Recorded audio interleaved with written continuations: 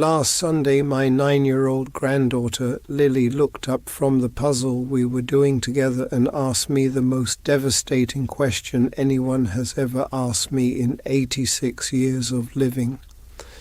Not my doctor, not my priest, not my wife of 52 years on her worst day. A 9-year-old girl with puzzle pieces in her hands and absolutely no idea what she was about to do to me. 6 words, that's all it was. 6 completely ordinary words, and I have been sitting with them for 3 months now, and I still cannot get through them without my throat closing up and my eyes filling, and something deep in my chest cracking open all over again. I have buried a wife. I have buried a son. I have sat in hospital rooms and graveyards and lawyers' offices, and I've held myself together through all of it.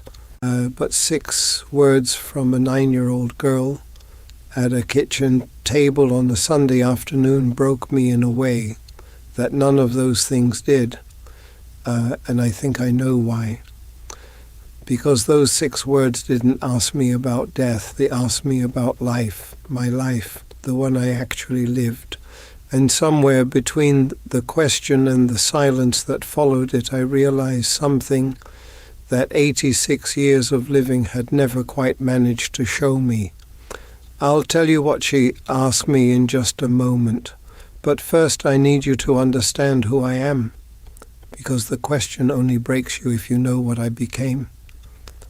Grandpa, what did you always want to be when you grew up? Followed immediately by Harold's silence. Not a dramatic silence, not a performed one, just the silence of a man who opened his mouth and found nothing there. The shared enemy named here is not a person or an institution. It is the story society tells us about what a good life looks like. Be practical, be stable, choose something that pays. Choose something your parents can explain at dinner. The chapter diagnoses how most people bury the thing they actually wanted so early and so efficiently that by 40 they have forgotten it existed. By 60 they have stopped thinking about it entirely. By 86 they cannot answer a 9-year-old's question about it. The chapter ends with the most important diagnostic line of the script. We don't lose our dreams because life gets hard. We lose them because life gets reasonable. Dennis. Same accounting firm, same start week, September 1962. The most naturally gifted pianist Harold ever heard. Music that came out of him like breathing. Marriage. The children.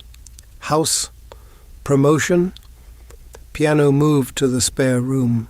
Spare room became storage. Piano became a surface for boxes. Harold asks him in 1985 if he still plays. Dennis looks away and says, "Oh, that was a long time ago, Harold. Never mentioned again." Dennis dies 2019, 81 years old. Good man. Good father, good accountant. At the funeral, his daughter says her earliest memory is hearing her father play. She always wished she could hear him play one more time.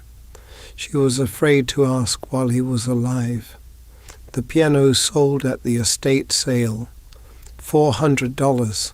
The pivot reframes the entire question. Most people hear, "What did you want to be?" as an accusation, a verdict on a life lived wrong, a door that closed decades ago. Harold reframes it as an invitation, not asking you to undo what you built, not asking you to abandon what you became, asking whether the person you always meant to be is still in there somewhere, still breathing, still possible. The core quotable line lands here cleanly with space before and after it. It is never too late to meet the person you were always supposed to be, but it is possible to run out of time before you try. Harold wanted to be a writer, not casually, not as a hobby, the way you want air, notebooks filled, stories written. A teacher named Mr. Patterson in 1955, who told him he had genuine talent and should pursue it seriously. A third-floor hallway, Tuesday morning, chalk dust and floor wax. Harold goes home and tells his father. His father listens carefully. Good man. Practical man. Harold, writers starve. Accountants don't. That was the whole conversation. Notebooks go away that same week. Never came back out. 41 years of accounting. And then Lily looks up from the lighthouse puzzle and asks her question. And the word that comes is not accountant. It has never been accountant. Not once in 69 years. Something cracks open in Harold's chest at the kitchen table. Lily looks at him and says, "Grandpa, why are your eyes wet?"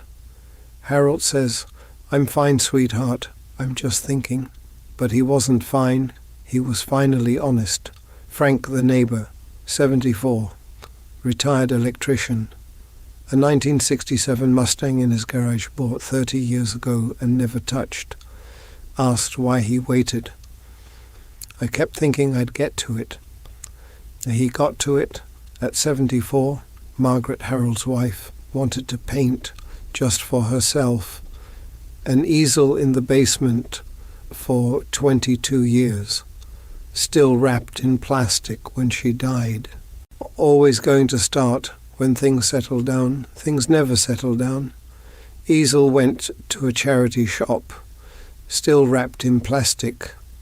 David, Harold's son, 58, could have been an architect, became a project manager because it paid better. Harold calls him after 3 months with Lily's question and asks directly what he always wanted to be. Long silence. "Dad, why are you asking me this?" Harold says, "Because someone asked me and I couldn't answer. And I don't want that for you." Another silence. "I always wanted to design buildings."